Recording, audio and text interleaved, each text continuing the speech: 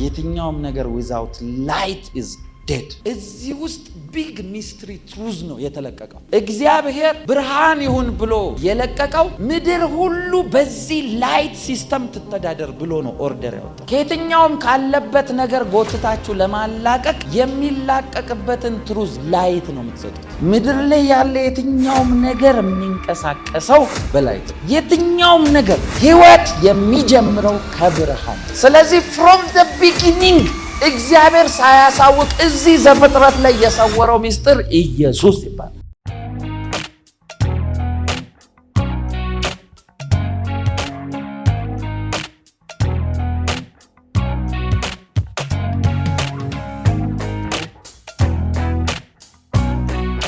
መጽሐፍ ቅዱሳችሁን ከያዛችሁ ዘፍጥረት ምዕራፍ 1 ቁጥር 3 ዛሬ ብርሃን ይብራላችሁ ብዬ ነው የምጸልየው። ዘፍጥረት ምዕራፍ 1 ቁጥር 3 ከመጀመሪያ ከቁጥር 1 ጀምራ ብሎሽ። በመጀመሪያ እግዚአብሔር ሰማይና ምድርን ፈጠረ። ምድርም ባዶ ነበረች፣ አንዳችም አልነበረባትም። ጨለማ በጥልቁ ላይ ነበረ፣ የእግዚአብሔርን መንፈስ በውሃ ላይ ሰፎ ነበረ። እግዚአብሔርም ብርሃን ይሁን አለ፣ ብርሃንም ሆነ። እግዚአብሔር ብርሃኑን መልካም እንደሆነ አየ። እግዚአብሔርን ብርሃንና ጨለማን ለየ። እግዚአብሔር ብርሃን ይሁን አለ፣ ብርሃንም ሆነ። እግዚአብሔርም ብርሃኑን መልካም እንደሆነ አየ። እግዚአብሔር ብርሃንና ጨለማን ለየ። እስቲ ላይት በሉ፣ ብርሃን በሉ እስቲ። አሁን ምድር ባዶ ነበረች ነው አይደለም የሚለው በእንግሊዘኛው and the earth was without form and void ነው የሚላቸው። ሰምታችኋል?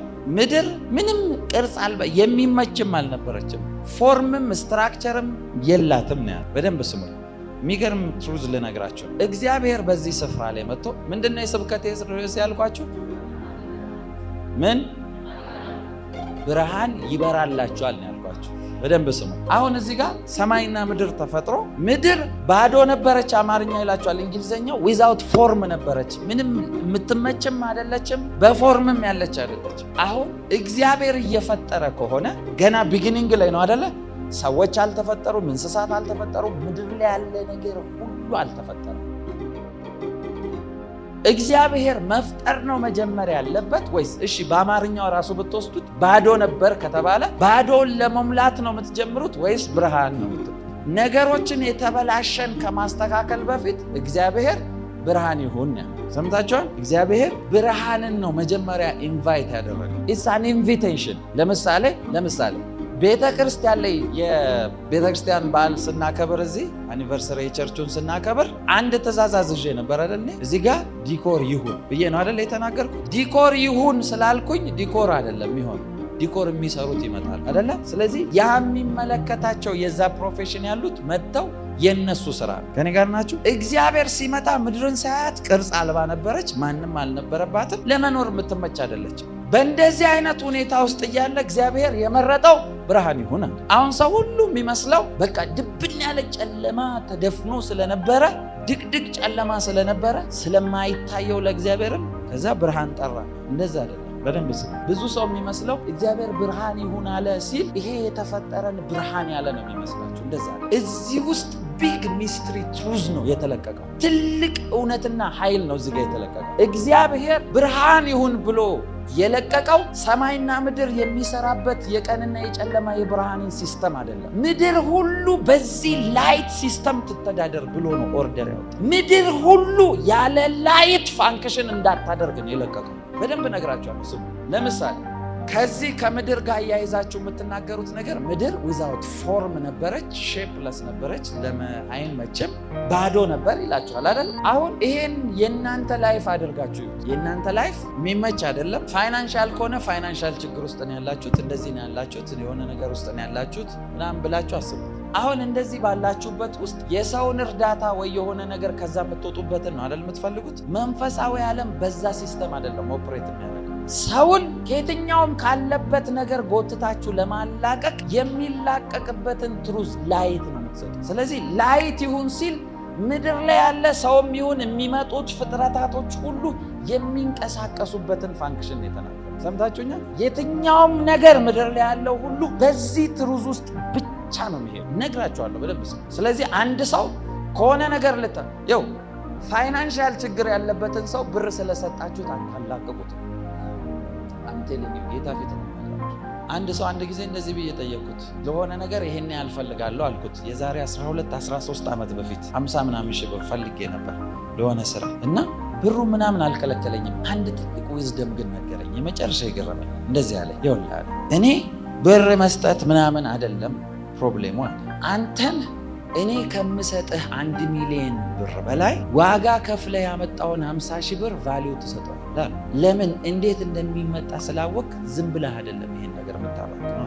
ገንዘብም ቢሆን እንዴት እንደሚመጣ ሲስተሙን ካላወቅ የፈለገ ያክል ቢሰጠ አታደርግበትም። ትክክለኛ በህይወቴ የሰራን ነገር ነው የተናገረው። አንዳንድ ጊዜ አንዳንድ ሰው ይሄ ቢሆን እንደዚህ ቢደረግ ይሄ ስላልተደረገ ምናምን አይደለም። ማንም ሰው በህይወት ውስጥ የገባበትን ችግር የገባበት ስለዛ ነገር ላይት ስላጣ ነው፣ ብርሃን ስላጣ ነው። ምድር ላይ ያለ የትኛውም ነገር የሚንቀሳቀሰው በላይት ነው። የትኛውም ነገር ለምሳሌ መጽሐፍ ቅዱስ ብርሃን ይሁን ሲል ኤቭሪ ነገር ያው ስሙኝ፣ እቺን እንደውም ስቴትመንት ያዙ። ህይወት የሚጀምረው ከብርሃን። ሰምታችኋል? የትኛውም ነገር የሚጀምረው ከብርሃን። የትኛውም ነገር ምድር ላይ ገና ሲመጣ እንዲመጣ ያደረገው ከብርሃን። በደንብ ስሙ። ኢቭን እናንተ ሁላችሁም እናቶቻችሁ አርግዘው ነው አይደል የወለዳችሁ? ነው አይደል? ሳይንስ አሁን ዲስከቨር ያደረገውን ነገር እግዚአብሔር ፍሮም ዘ ቢጊኒንግ ዘፍጥረት 1 ላይ አሁን ቁጥር 3 ላይ ተናግሯል። ብዙ ምዕራፍ ሄዶ እኮ አይደለም፣ ባዶ ነበር ብርሃን ይሁን አለ በሚለው ተናግሯል። የትኛውም ምድር ላይ ያለ ሰው የሚፈጠርበትን ፕሮሰስ ታውቃላችሁ አይደል? ልክ የወንድ ዘርና የሴት እንቁላል ልክ ላይፍ የሚፈጥርበት ያቺ ሚኒት ላይ በማይክሮስኮፕ አይተው ነበር ብርሃን ይመጣል። ቼክ አድርጉ። ዩኒቨርሲቲ ላይ ነው ቼክ የተደረገው። ሰው ኢንስታንትሊ ልክ አሁን ፕሬግናንሲ ሲፈጠር ማለት ያቺ ሚኒት ላይ ላይት ይመጣል። ላይት ኢን ፍራክሽንስ ኦፍ ሰከንድ ላይት ብልጭ ብሎ ነው የሚጠፋው። ስለዚህ ህይወት የጀመረው በወንድና ሴት ዘር ሳይሆን በሆነ ከሰማይ በመጣ ላይት ነው ማለት። ስለዚህ ሁላችሁም ስትመጡ እናትና አባቶቻችሁ ሳይሆን ከሰማይ የመጣ ላይት ነው እናንተን ሰው ያደረጋችሁ። ስለዚህ የእናንተ ማንነት ሶርሳችሁም ከላይት ስለሆነ ከብርሃን ስለሆነ እናንተን የሚያወጣችሁ፣ እናንተን ነፃ የሚያደርጋችሁ፣ እናንተን የሚባረካችሁ ብርሃንና ብርሃን ብቻ። ሰምታችኋል? ብርሃን ብቻ። አሁን እግዚአብሔር እዚህ ጋር ሲመጣ ኦኬ ብርሃን ይሁን። ታዲያ ብርሃን ይሁን ያለው ሰማይና ምድርን የፈጠረበት ያ ብርሃን እኮ ያልሆነ የትኛው ብርሃን የተፈጠረ እንዴ?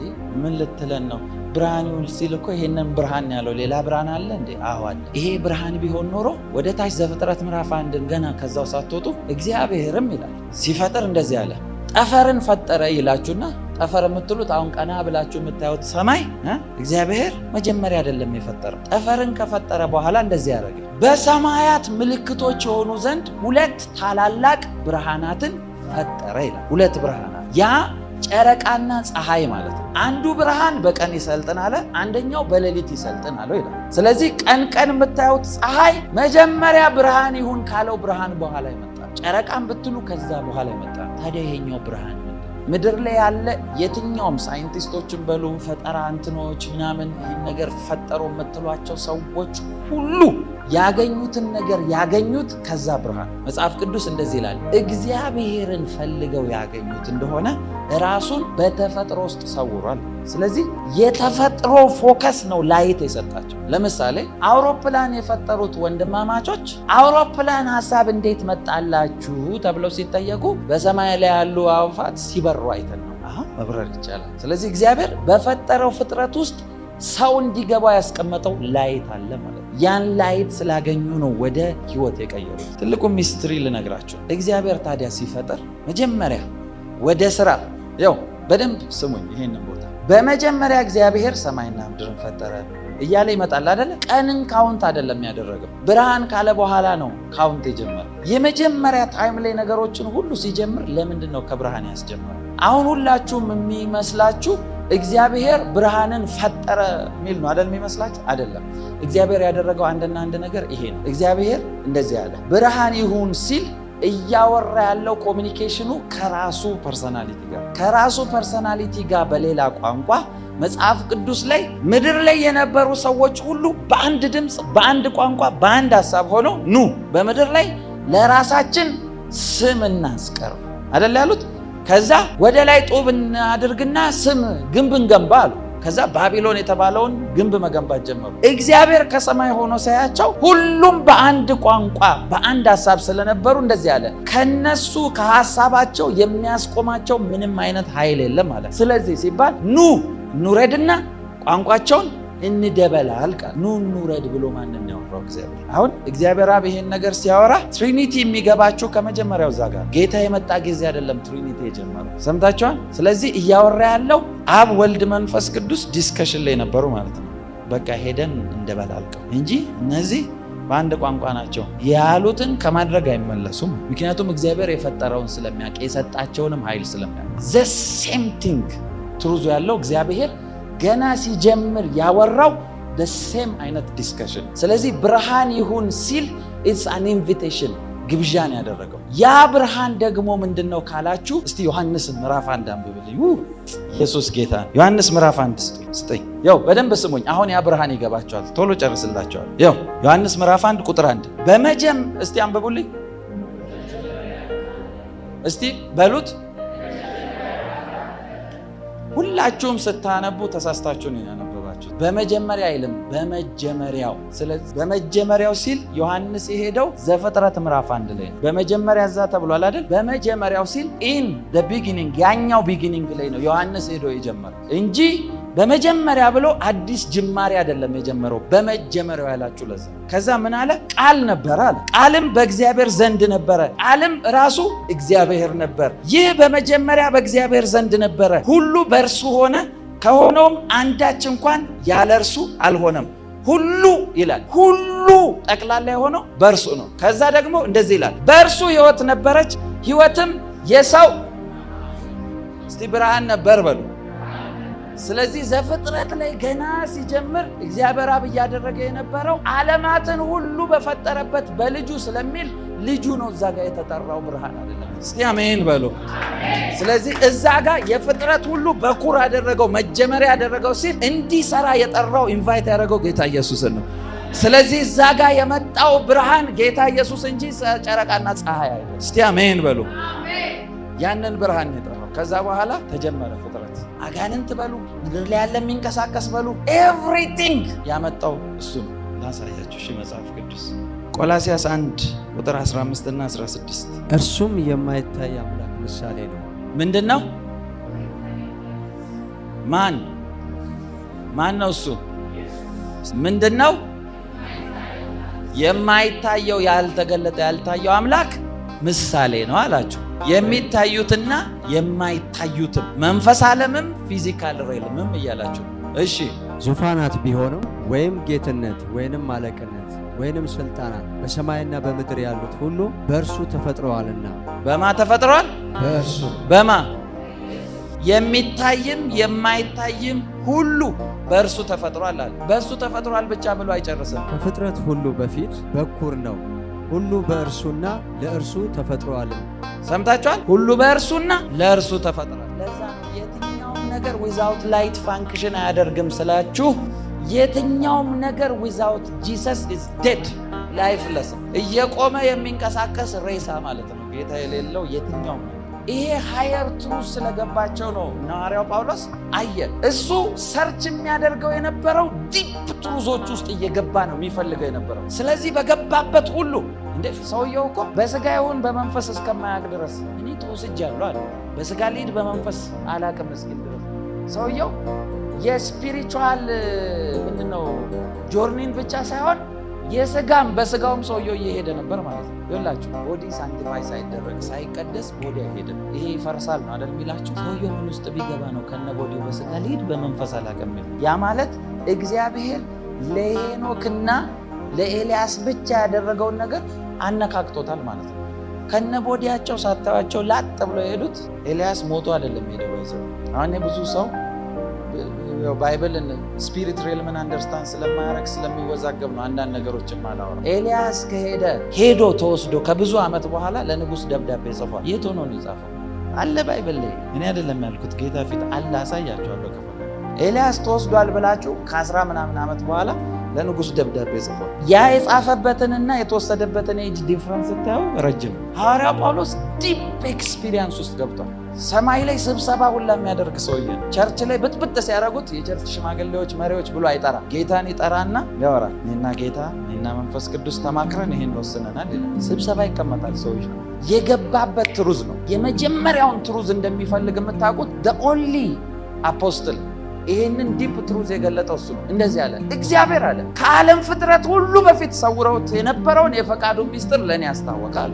ይሄ ሁሉ ነቢይ ከዘፍጥረት እስከ አዲስ ኪዳን ያለ ነቢይ ያላወቀውን ትሩዝ፣ ሊያውም የሚያሳድድ ነፍሰ ገዳይ የነበረ ሮማዊ ነኝ ወታደር ነኝ የሚል ሰውዬ ድንገት ያገኘው ኢንካውንተር ዲፕ ትሩዝ ስላገናኘው ለሰው ሁሉ የተደበቀ ሚስጥር ተገለጠ። ይሄ ሚስጥር አለ የክብር ተስፋ ያለው ክርስቶስ በእናንተ ውስጥ መኖሩ ነው አለ። ስለዚህ ፍሮም ዘ ቢጊኒንግ እግዚአብሔር ሳያሳውቅ እዚህ ዘፍጥረት ላይ የሰወረው ሚስጥር ኢየሱስ። እስቲ አሜን በሉ። ለዛ ነው በጀነሬሽን ውስጥ ሁሉ ኢየሱስ ይንቀሳቀስ ነበር፣ ግን ራሱን አይገልጥም። ያዕቆብ እኮ ይኸው ኢየሱስ ጌታ ነው። ያዕቆብ ይዞት መልአክ መጣ ይላል አይደል? ያዘውና ታገለው። ምን አለው? ካልባረከኝ አለቅም አለ። ቆይ በደንብ ስሙኝ። በጌታ ጌታ እኮ ከዘፍጥረት ጀምሮ አልተዋቸውም። ጌታ ኢየሱስ በእያንዳንዱ አቅጣጫ ወክ ያደርግ ነበር። ምሳሌ ይናገራል እኮ ጌታ። ጌታው በስራ ቦታ ባሰማራቸው ሰራተኞች ጋር ባለሙያዎችን ላከ። እነሱን ገደሉ። በቃ ልጄን ሲያዝኑ ይሆናሉ ብሎ የራሱን ልጅ ላከ። እሱንም ገደሉት። ምን እያወራን ያለ? እያንዳንዱ እንቅስቃሴ ላይ የላካቸው ነቢያት ሁሉ የመጡበት ሜሴጅ ኢየሱስ ነው። ከዘፍጥረት ጀምሮ ይኸው እግዚአብሔርን ፊት ለፊት እየተጨቃጨቁ የሚጠይቁ ሁለት ደግሞ አደገኛ ነቢያቶች አሉ። እነሱን ራእይ ላይ ሁሉ ለሁለቱ ነቢያቶቼ ብሎ እስኪናገር ሰፓሬት ያደረጋቸው ነቢያቶች አሉ። ሁለቱ ነቢያቶቼ ብሎ እስከ መጨረሻ ድረስ የተናገረላቸው ሁለት ነቢያቶች አሉ። እና እንደዚህ ይላል፣ እነዚህ ነቢያቶቼ አለ 42 ወራት እንዲተነብዩ ሰጣለሁ አለ። ከዛ እነዚህም አንደኛው የእሳት አንደኛው የውሃ ነብይ ነው አለ። ስማቸውን አልጠቀሰም። እሳት የሚያወርደው ማን ነው? ውሃስ የከፈለው ማን ነው? ሙሴና ኤልያስን ያወርደው። ስለዚህ ከዘፍጥረት ጀምሮ ከክብሩ ጋር የሚጨቃጨቁት እነሱ ስለነበሩ ሙሴ እንኳን አሳየኝ ወደ ውስጥ ገብተህ ወደ ውስጠኛው ክፍል ላይ ሲል አይፈቅድለትም። ኤልያስም ክብር ነው የሚጠይቀው። ሲዝኑ በዚህ ጊዜ ስለሚገለጥ ልክ ጌታ ሊጸልይ የመጣ ጊዜ ሙሴና ኤልያስ ታዩአቸዋል። ለምን? አሳያቸዋለሁ ብሎ ፕሮሚስ ስላላቸው የእግዚአብሔርን ክብር ሊያዩት ነው የመጡት። እስቲ አሜን በሉ። የእግዚአብሔርን ክብር ታያላችሁ። የእግዚአብሔር ክብር የሆነውን ኢየሱስን ታያላችሁ። አባቶች ሁሉ ይው እኔ የመጨረሻ የሚነካኝ ቃል ጴጥሮስ መልእክት ላይ ምዕራፍ 1 ላይ እንደዚህ ይላል፣ ስለ እናንተ ስለሚሰጠው ጸጋ ትንቢትን የተናገሩ ነቢያት ይላል። ይሄ ነገር ቤት ጊዜ እንዴት ባለ ዘመን እንደሚገለጥ እየመረመሩ ይፈልጉት ነበር አለ። በእነሱም ያለ የክርስቶስ መንፈስ ቤትና ቤትኛው ዘመን እንዳለ ገለጠላቸው። በዚህም እናንተን እንጂ ራሳቸውን እንዳላገለገሉ ተገለጠላቸው ይልና ይህንንም ነገር መላእክቱ እንኳን ሊያዩት ይመኛሉ። ለመላእክትም ሪቪል ሳያደርግ ነው የገለጠው። ይህን ትሩዝ ለኤንጅሎች እንኳን አልገለጠም ምን እንደሰራ። ግን ሐዋርያው ጳውሎስ ሃይ ሌቭል ላይ ሲደርስ ይሄ ነው በቃ ከዓለም ከፍጥረት ሁሉ የሰወረው ሚስጥር ይሄ ነው ገባኝ። የእኛ ዲኤንኤ የሁሉም ምድር ላይ ያለው ሶርስ ከዛ ኢየሱስ ነው ለካ። ስለዚህ ይሄ ስለገባው እንደዚህ ያለ ማንንም ከዚህ በኋላ በስጋ የማውቅ ብሆን ላላውቅ ቆርጫለሁ፣ ሁሉንም በክርስቶስ አውቃለሁ። ለምን? ፓተርኑ ሶርሱ እሱ እንደሆነ። ለዛ ነው ይሄን መጽሐፍ የጻፈላችሁ እሱ። ሁሉ ለእርሱ ከእርሱ ተፈጥሯል። በቃ ይሄ ትሩዝ ነው የገባው። የገባበት ዳይሜንሽን እኮ ደቀ መዛሙርት ራሱ አይገባቸውም። ምንድነው የሰው የሚያወራው ሁላ ይሉ ዲፐር ሬልም ውስጥ ነው። የትኛውም ምድር ላይ ያለ ሰው የትኛውም ምድር ላይ ያለ ፍጥረት ዊዛውት ጂሰስ ፋንክሽን አያደርም። አም ቴሊንግ ዩ አንዳንድ ነገር ሌላ ነገር እንዳይፈጠር ብዬ ነው እንጂ የሂብሩን ቃል ሳነብ በጨለማ የሚለው ቃል ናይት የሚለውን የሂብሩን ቃል አንብቡት። የሂብሩ ቃል ላኢ ብሎ ነው የሚጨርሰው። አልጨረሰው። ስለዚህ ሲታወጅ ነጨለማ ነው እየተቆጠረ። የትኛውም ነገር ዊዛውት ላይት ኢዝ ዴድ። የትኛውም ነገር ያለ ኢየሱስ ሞት ነው። ናይት የሚለውን የሂብሩን ቃል ኢየሱስ ጌታ ሁሉን የፈጠረ እሱ ዓለማትን ሁሉ በፈጠረበት በልጁ ይላል አይደል? ሁሉም ባስገዛለት ዓለማትን ሁሉ በፈጠረበት የክብሩ ብርሃን ይብራ ያለ ይላል። ብርሃን ይሁን ያለው ታዲያ የትኛውን ክብር ብርሃን? ከአባቶች ዘመን ጀምሮ ይፈልጉ ነበር። እነ አብርሃም ያያሉ፣ እነ ሙሴ ይለምናሉ፣ ሁሉም አባቶች ይጠይቃሉ። አላሳያቸውም። ቆይ ሲዝኑ አይደለም እያለ ጌታ ኢየሱስ መጥቶ ምን አለ? ፈሪሳውያን ጸሐፍቶች የተባሉ ሁሉ ተሰብስበው ጥያቄ ጠየቁት። አንተ እውነት የእግዚአብሔር ልጅ ነህ እንደዚህ ነህ ምናምን ብሎ ይጠይቁታል። እውነት እላቸዋለሁ አብርሃም ቀኔን ያይ ዘንድ ልመና ይላል። አብርሃም ቀኔንም አየ ይላል። አባቶች ከሩቅ ሆነው ተሳለሙት የሚለው ማንን ይመስላቸዋል? እና አብርሃም እንኳን ማየት ይጓጉ ነው። ያዕቆብ ምሕረት አድርጎለት ኢንካውንተር አገኘ። አብርሃም የለመነው ይኸውላችሁ ብዙ ጊዜ ቤተል ያለው በሎዛ ተኝቶ ምናምን ይላል አይደል? ከዛ ቤተል አለው። ቤተል ብሎ ያወጣው ያዕቆብ አይደለም። አብርሃም ይላል በቤተል ለእግዚአብሔር መሰዊያን አድርጎ በዘይት ቀድሶት ሄዷል። አብርሃም ለምን? ኢንካውንተር ያደረገበት ቦታ ስለሆነ አባቱ የቀደሰው ስፍራ ስለሆነ ነው። እዛ ቦታ ሲተኛ ሰማይ ተከፍቶ ድንጋይ ላይ በሰው ልጅ ላይ መሰላል ተዘርግቶ መላእክት ሲወጡና ሲወርዱ አየው አለ። በቃ ይሄ እግዚአብሔር ቤት ነው። አባቱ ኢንካውንተር ያደረገው የቀደሰው ቦታ ስለሆነ ነው፣ ፖርት ስላገኘ። ከዛ በኋላ እንደዚያ መልአክ ተገለጠ ምናምን ይላቸዋል አይደለ መጽሐፍ ቅዱስ። ይኸውላችሁ አንዳንድ ጊዜ መልአክ ብሎ ሲያወራችሁ መልአክ ክንፍ ያለው ምናምን ታስቡ። ራእይ ላይ እንደዚህ ይላል አይደለ? የፊቱ መልአክ ይላል አይደለ? የፊቱ መልአክ ሲላችሁ ፊቱ ላይ የሚቆመው መልአክ ሳይሆን መንፈስ ቅዱስን የፊቱ መልአክ። አንዳንድ ምልክቶች የእግዚአብሔርን አይደንቲቲ ሪፕሬዘንቴሽኖች ናቸው እንጂ ኤንጅልን ብቻ አይደለም። ስለዚህ ያዕቆብ ጋር ሲታገል አደረና እንደዚህ ያለው በቃ ልቀቀኝ ሊነጋ ነው ሲለው ካልባረከኝ አለቅህም አለ። ታገለው። ይኸው ታግሎት እግሩን አደንዝዞት ነው የተነሳ። ከዛ ያዕቆብ ነው መጀመሪያ የጠየቀው። እንደዚህ ያለው ስም ማን ነው ሲለው የታገለውን ተው ስም ማን ነው ብሎ ሲጠይቀው ምን ያደርግልሃል ሲል ከዛ በኋላ ያዕቆብን ጠየቀው። ስም ማን ነው ሲለው ያዕቆብ ስም ላይ ነው ፕሮብሌም ያለው፣ በቃ ከዚህ በኋላ እስራኤል ትባላለህ። ስሙን ቀይሮለት ከሄደ በኋላ እንደዚህ ነው ያለው፣ አንተ ከሰውም ከእግዚአብሔርም ጋር ታግለ አሸንፋል። አንድ ሰው መጥቶ ነው የታገለው። መልአክ በሉ እሺ፣ መልአክ መጥቶ ነው የታገለው። መልአክ ከታገለው ከመልአክ ጋር ወይ ደግሞ ከእግዚአብሔር ጋር ታግለ አሸንፋል ብሎ ለምን አልዘገም? ያለው ነገር ከሰውም ከእግዚአብሔርም ጋር ታግሎ አሸንፏል እንዳትሉት፣ ወንድሙ ሊገለው አሳዶ በወጣበት ነው ያገኘው። ምን ያሸነፈበት? ሰውን ያሸነፈበት ምን ነገር ኖሮ አሸነፈ ትላለን? ይሄ ትሩዝ ያለው ጌታ ኢየሱስ ከደቀ መዛሙርቱ ጋር ወክ እያደረገ አንድ ሰው ሲመጣ አየውና ደስ ብሎት ተንኮል የሌለበት የእስራኤል በግ አለ። ከዛ ናትናኤልን አለ የት ታውቀኛለህ ሲለው ከበለስ በታች ተቀምጠ ሳለ አየው ሲለው አንተ በቃ እውነትም የእግዚአብሔር ልጅ ነህ ብሎ እሱ እንትን ሲያደርግ ገና ምን አይተህ በዚህ ትደነቃለህ እንዴ? በሰው ልጅ ላይ መላእክት ሲወጡና ሲወርዱ ታያለህ። የሰው ልጅ ብሎ ያወራው ራሱ ነው። መላእክት ሲወጡና ሲወርዱ ኢንካውንተር ያደረገው ያዕቆብ ነው። ስለዚህ የታገለው ከኢየሱስ ጋር ሰውም እግዚአብሔርም ሆኖ የመጣው ኢየሱስ ነው። ስለዚህ አሸንፋል ያለው በዚህ ሁሉ ትሩዝ ውስጥ እግዚአብሔር በአባቶችም በነቢያትም በሁሉም ሲናገር በእነሱ መንገድ ሁሉ እያወራ የመጣው ጌታ ኢየሱስ ነው። እስቲ አሜን በሉ። የእሱ ላይት እናንተን አገኘ ማለት ላይፋችሁ ሁሉ ሽፍት ያደርጋል። በኢየሱስ ስም ባረካችኋለሁ። ላይት ያገኛችሁ፣ ብርሃን ያገኛችሁ፣ በነገሮቻችሁ ሁሉ ላይ ብርሃን ይብራላችሁ። የሚያስደነግጥ የእግዚአብሔር ብርሃን ይብራላችሁ፣ ብርሃን ይብራላችሁ። እኔ ደግሞ እንደዚህ ብዬ ልባርካችሁ በጌታ ያው ምንም ባልነበረበት ደማስቆ ላይ አጥፊውን ሳኦልን ድንገት ብርሃን አግኝቶት አይኖቹን ከፍቶ እንደለቀቀው ያ ብርሃን ደግሞ ዓለም ሁሉ ላይ የተሰወረው ምስጢር እንደገለጠለት ሌላ ያላየው እሱ የተገለጠለት ያ ብርሃን ኢየሱስ ታሪኩን ነገሩን ሁሉ እንደቀየረ ይሄ ብርሃን ለእናንተ እንዲበራ ጸልያለሁ። ብርሃን ይብራላችሁ በኢየሱስ፣ ብርሃን ይብራላችሁ በኢየሱስ፣ ብርሃን ይብራላችሁ በኢየሱስ። እስቲ ብርሃን በራልኝ በሉ። ሐዋርያ ጳውሎስ ይሄ ስለገባው ነው እንደዚህ ያለ፣ እኔ ስለእናንተ ጮኻለሁ አለ፣ በአብ ፊትም እንበረከካለሁ አለ። ምንድነው ይሄ ሁሉ የሚያስጮህና ስለኛ እንድትቃትት እንድትጸልይ እንድትማልድ የሚያደርግ ምንድነው ስትሉት አንድ ብቻ ነው። ይሄ እርሱን በማወቅ የጥበብና የመገለጥን መንፈስ እንዲሰጣችሁ። የትኛውም ነገር ያለው እርሱን በማወቅ ውስጥ ነው አለ። እርሱን ማወቅ ይሆንላችሁ፣ እርሱን ማወቅ ይሆንላችሁ። ብርሃን ያገኛችሁ በኢየሱስ።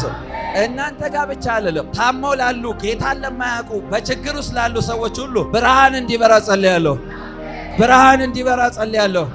ይሄንንም ላይቭ እያያችሁ ያላችሁ ብርሃን ይብራላችሁ፣ ብርሃን ይብራላችሁ፣ ብርሃን ይብራላችሁ። I'm telling you እዚህ ጋር እግዚአብሔር ታምራት ሲያደርግ አይታችኋል አይደል? በሰዎች ህይወት፣ በሰዎች ፋይናንስ፣ በሰዎች ጤና ሚራክል ሲያደርግ አይታችኋል አይደል? የእናንተ ላይፍ ላይ እንደዛ አያደርግም ማለት አይደለም። እንደሚያደርግ የገባኝ ብርሃን ነው ያንን የሚገልጠው። ያ ብርሃን ይግባችሁ በኢየሱስ። ስላላችሁበት ሁኔታ የሚለውጥ ብርሃን፣ ያላችሁበትን ሁኔታ የሚቀይር የሚቀድስ ብርሃን፣ ካላችሁበት ነገር ውስጥ አውጥቶ ከፍ የሚያደርግ ብርሃን ያ ብርሃን ያገኛችሁ በኢየሱስ።